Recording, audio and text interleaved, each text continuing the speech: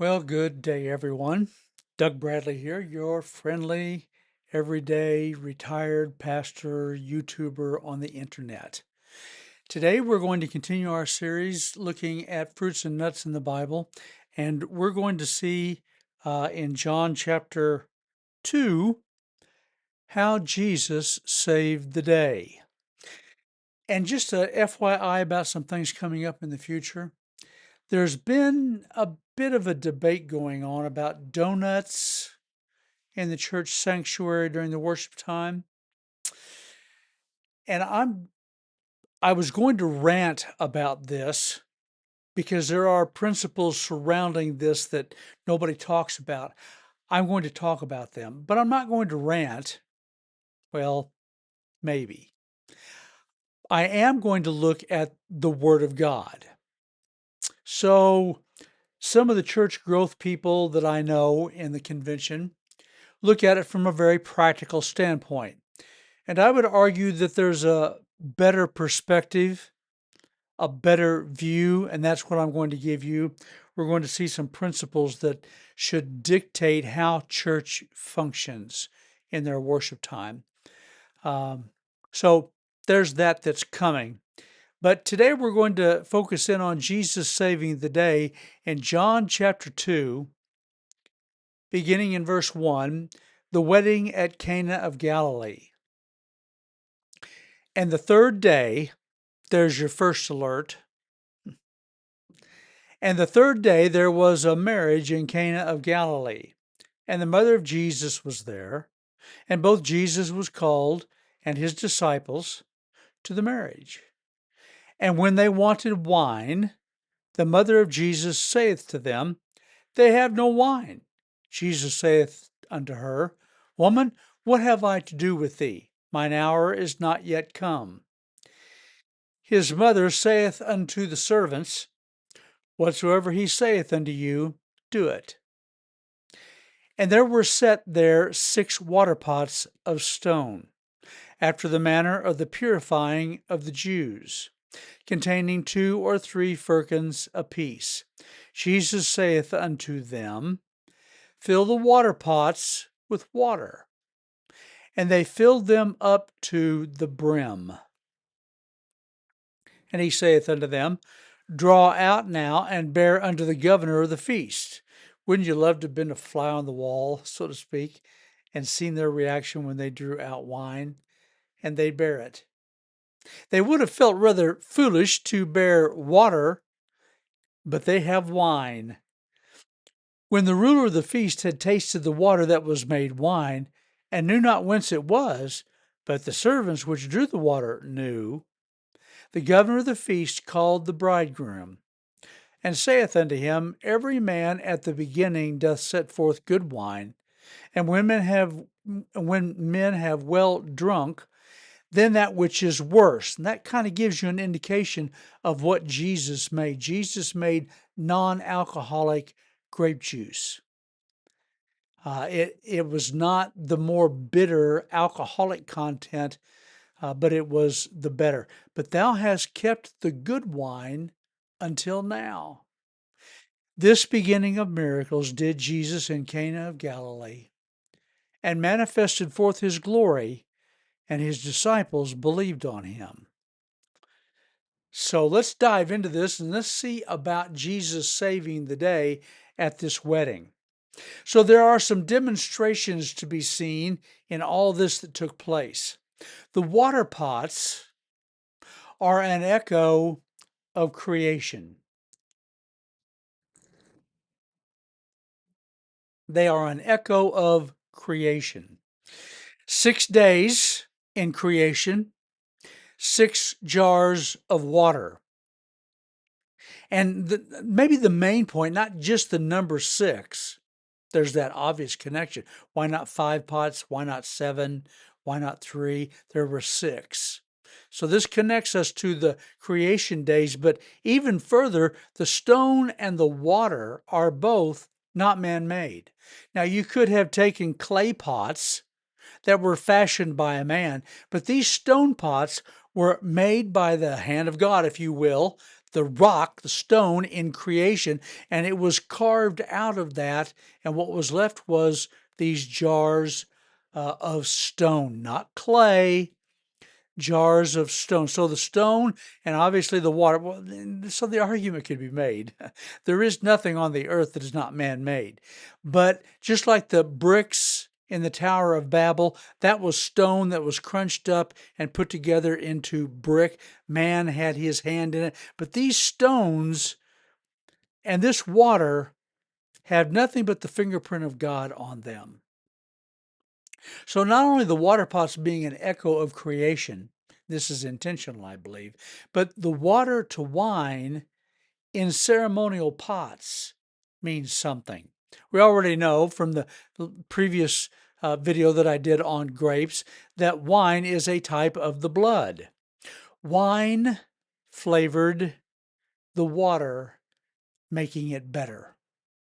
And that's what people would do. They would take wine, even alcoholic wine, when it had begun to become alcoholic, and they would mix that with water to take some of the bitterness away from it. But this wine here was the pure, unadulterated juice of the grape, as if it were hanging right there on the vine. But this also connects up with Pharaoh's army. So it was drowned in water.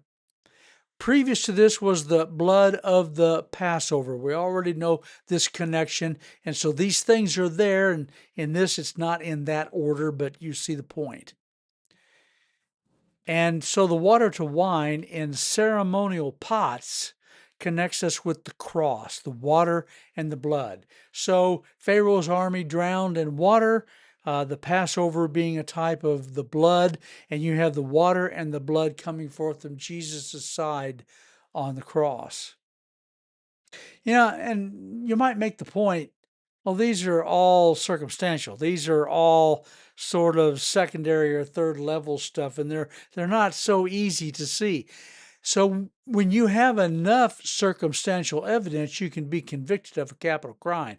When there's enough circumstantial second and third layer truths, you have the truth.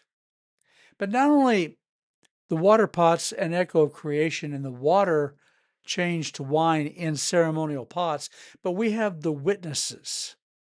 So the servants knew that they filled it to the brim.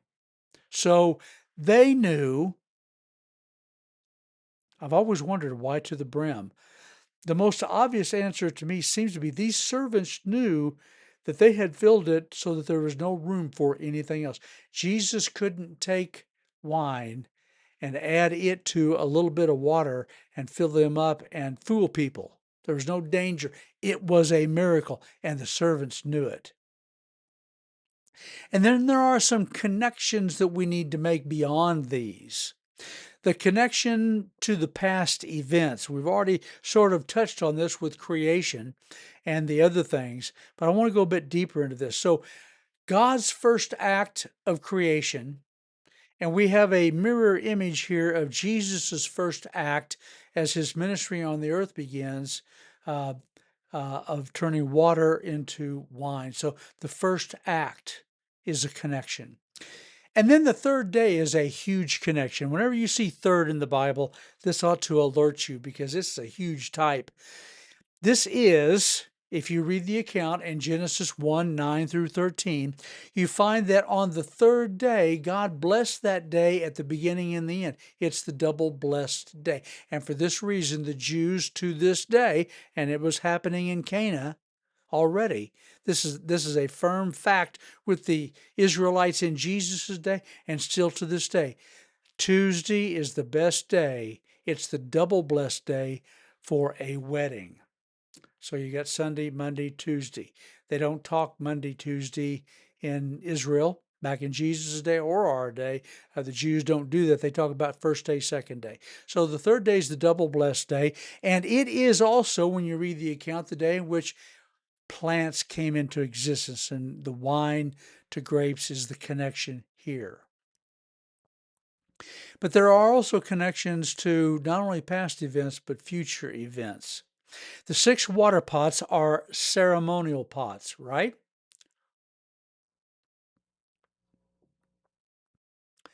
This connects directly to the temple purifications. That's the point why John adds this in and includes that, so that we know these are like the pots used for ceremonial water. I don't know that they were used for that, but they probably were, because in order for people to wash their hands and do the other ceremonial cleansing that needed to be done at a wedding, this was probably that. So it connects directly to the temple purifications. The Old Testament sacrifices were ceremonial. Now catch this. The Old Testament sacrifices and everything temple oriented were ceremonial. These were ceremonial cleansing pots. Jesus' final sacrifice is going to be the fulfillment of all that. And if you have any doubt about that, just go read about the two walking on the Emmaus Road post-resurrection. Jesus gives them a primer on the Old Testament, and he says all of these prophecies, all of these things around the temple, all of these events, they point to me. So I'm not stretching it here at all. This is what Jesus said. So the Old Testament sacrifices were ceremonial, and Jesus' sacrifice was the fulfillment of all that. And Jesus said in John 5, he said, "Don't think that I've come to destroy the law. I have come to fulfill the law." And so it is said in John 2 that the leader of the wedding, he said, "You've saved the best for last." So you got the ceremonial temple events. Priests had to be cleansed, all the utensils, all the cleansing, that the ceremonies of the temple. They were first, but they were not best. Jesus dying on the cross for our sins, that's the cleansing. That's the best. And then we have a connection to the future event of the resurrection. So there is the first fruits. So grapes would have been offered on the Feast of First Fruits. Well, that was Resurrection Sunday. Resurrection Sunday was the beginning of the Feast of First Fruits. And it was the third day. And as I said, whenever you see the third day, your antenna ought to go up. The alert, the third day, Jesus said, "I will be in the heart of the earth 3 days and 3 nights." He said, on the third day, I will raise this up and I'll come alive. So there's you might say a second layer connection to the resurrection, but I think it's pretty direct. And then, of course, the fact that it is a wedding. Jesus' first miracle, saving the day, is at a wedding. And this makes us immediately go to Revelation 17 in another wedding that's going to take place. Revelation 19:7. Let us be glad and rejoice. That's what the wedding was, right? At Cana of Galilee, they were celebrating the marriage of this young couple. Let us be glad and rejoice. Wine, as I connected in my last video, is connected with gladness and joy. Let us be glad and rejoice and give honor to him, for the marriage of the Lamb is come. Do you suppose that at that wedding that's coming, there will be wine for us to enjoy? I don't have any doubt in my mind. There are too many of these connections. When that day comes, I'm sure we're going to enjoy the fruit of the vine. So let us be glad and rejoice and give honor to him, for the marriage of the Lamb is come, and his wife hath made herself ready. And to her was granted that she should be arrayed in fine linen, clean and bright, for the fine linen is the righteousness of the saints. And I've always wondered about that. So righteousness cannot get you saved. That's a given. There's no question about that. Salvation is always spoken of. Redemption is always spoken of in terms of a free gift. But there is righteousness for us to do after the gift of salvation, right? We've been saved unto good works or righteousness. Is this righteousness here? Now, you're going to have a visceral response to this, because most of us, so concerned because the devil has confused salvation by adding baptism or something else to it, or our good deeds. So there's that confusion. We all kind of react against that. But remember, we have been saved unto good works. We are to follow that path of righteousness, Psalm 23, that the Lord wants us to follow after we begin that journey. Is this righteousness of the saints referring to the righteousness of Jesus Christ in the robe that we will wear, the fine linen? Or is it the bride preparing herself for all of that period in between the betrothal and the wedding? You tell me in the comments down below, what do you think? What would you say? So, one final connection to two future events. One final connection. The first event is the final Passover. There's going to be a day coming when Jesus will eat that Last Supper. It was a final Passover.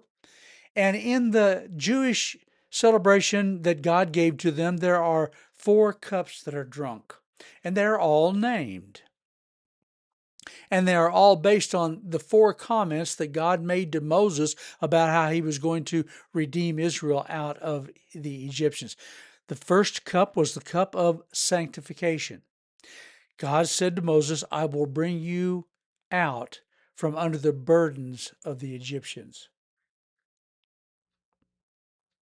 The second cup is the cup of deliverance. God said to Moses, I will deliver you out of their bondage. So they drink a second cup, and this is what it's symbolic of. This third cup gets more interesting all the time. The cup of redemption. The third statement that God made to Moses, he said, I will redeem you with an outstretched arm. So, what utensil is God going to use to save us? Is he going to do it with a shovel, with a sword? What will be the utensil? I'm being a little bit facetious here, but I'm trying to make the point that God's trying to make. The utensil that God is going to use is an outstretched arms of a man hanging on a cross. The cross is how he will redeem us. So this third cup, the cup of redemption. There is a fourth cup. Still, this gets more interesting. The cup of praise. God said, here's the statement in the Old Testament, I will take you to me for a people. So this connects to a future event. And what's interesting about this is there are several feelers from the Bible that run into this third cup that indicate to us that it was the third cup that Jesus used to connect with the Lord's Supper. That's what he used to institute the Lord's Supper. Not only because he then said, I won't drink any more juice with you, and so there's another cup. There's that reason why we think it, but it's also the name that Paul used in 1 Corinthians in the passage that we use for the Lord's Supper. The cup of redemption. I believe Paul gave it a name there that connects it to this cup. I will redeem you with an outstretched arm. This third cup is used to introduce the cup that became the Lord's Supper. Paul called it the cup of blessing. And as I've already mentioned, after he did that, after he did the Lord's Supper institution, after he gave this symbolic, his body and his blood, he said, I'm not going to drink anymore with you. I'm done drinking wine with you until we get to the kingdom. So this fourth cup is the extra cup. Jesus, I believe, did not drink with them, but he will drink it one day when we get to the kingdom, and there's the wine connection with that wedding of the bride, the church. But I want you not to miss the broader picture or the why of this. You need to see this, and if you're an unbeliever, if you have not bought into all this yet, but you see there's some things here that cannot be explained any other way. If you're looking for truth, here's the why of it.